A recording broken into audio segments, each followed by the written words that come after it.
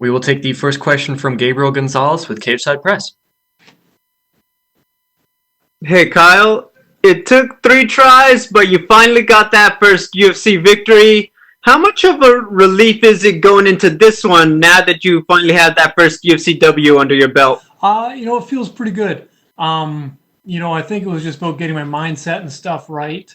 In the first two, obviously the first fight was super short notice, so I didn't really have much time to prepare. And then the second fight, I felt like I prepared really well physically, but mentally I just wasn't in the right space. And for my third UFC fight, I think I had everything dialed in, and obviously performed really well for that one. And I've had a year since then, basically, to keep improving, not only physically but mentally.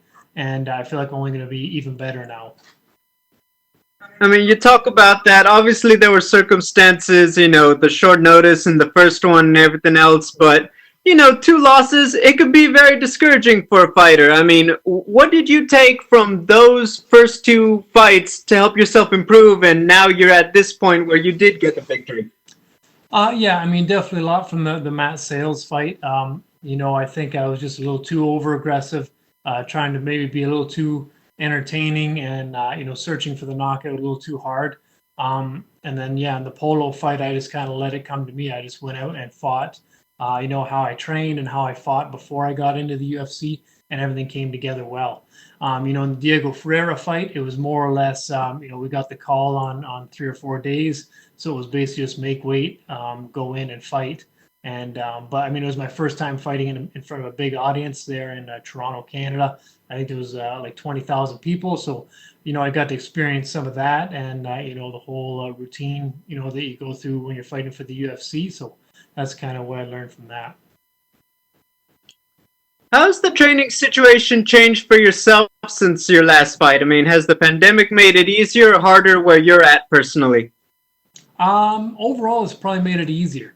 When the pandemic first hit, everything kind of got locked down, so it was more so I just focused on my physical fitness and stuff. But COVID and the pandemic's not too bad where I'm from in Canada. So as things started to open up, I was able to get back to training, I think, earlier than a lot of other places, and continue to improve on everything. And when the pandemic was going on, there wasn't much else happening. I didn't have my normal errands to run around and do, and normal everyday stuff. So I was able to focus even more on training. Final question. What is your assessment of Billy Quarantilla as an opponent? I think he's a good opponent. Well-rounded. Definitely, I think he's his best on the ground. But I think he's a little more of a survivor, not really a killer. I don't think he poses a lot of danger to me. I think his best bet is to try and take me down and try and ride out a boring decision win. But I'm not going to let him do that. Okay, thank you, Kyle. Good luck. Thank you. And we will take our next questions from Gavin Porter with UFC.com. What's up, man? So you can still just look at. Yeah. So you're fighting Billy, who's on a pretty good streak, and if you were to get the win over him, do you think that you could be able to capture some of that momentum that he's been building up, and the success that he's had in UFC would be a good victory for you? Yeah, absolutely. That's kind of what I'm looking to do. Kind of steal the hype. He's got some hype behind him, and I can go in there and extinguish that hype and kind of take it for myself. Even when I took that, the short nose fight against Sean Woodson that unfortunately fell through, it was kind of the same game plan. He was undefeated and coming in on a big tear, and I was ready to steal that hype. Unfortunately, that didn't happen, so now we're just going to go ahead and steal all of Billy's hype. You get that opportunity on the main card this time, and when you're opening the main card like this, do you view this as an opportunity for you to kind of get more eyes on you than maybe you have had in the past? I'm just going to go about it every other fight, whether it's on the main card, the prelims, or the main event. I'm going to do the exact same thing. So there's no point in me focusing too much on how many viewers there's going to be and how many people are watching. I'm just going to go in and knock them out the same. When you've been away from the octagon for this whole plus year, what have you missed most about competing, and what are you most excited for to get in there and do on Saturday? Definitely. I miss a lot about competing. That's that's why I train. That's what keeps me motivated. That's why I'm up every day early to run. Without that, you would almost, the fire actually, grew bigger. Waiting for another fight And yeah, there was a bit of frustration, but I just kept training harder and harder and harder.